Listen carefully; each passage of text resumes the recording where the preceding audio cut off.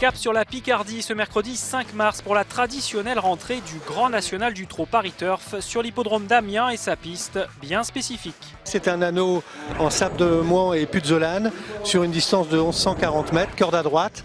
Évidemment, elle favorise, comme je viens de le dire, les droitiers, mais c'est un parcours assez coulant. Dans cette première étape du Tour de France des trotteurs remporté l'an passé par Swedishman, futur lauréat du circuit, un match s'annonce entre deux compétiteurs du premier échelon, Urfé Jallery et Ulf Dunoyer, pilotés par l'incontournable Franck Nivard. C'est toujours un plus de partir en tête, surtout sur des pistes comme ça, des petites pistes de 1000 mètres, pour le cheval qui s'adapte au tournant en corde à droite, parce que là, ici, c'est quand même assez spécial.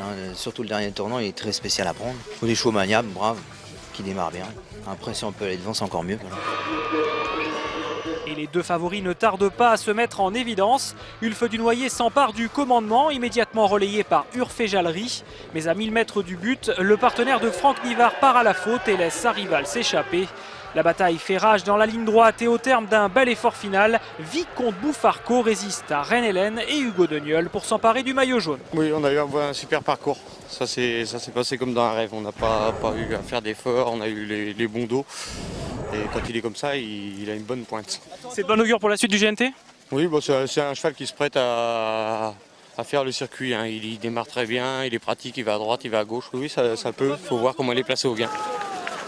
Sous l'œil du champion olympique de boxe, Brahim Asloum, l'un des 4 ambassadeurs du Grand National du Trot 2014, Vicomte Bouffarco monte sur la plus haute marche du podium en attendant la prochaine étape, disputée le mercredi 26 mars à Marseille-Borély.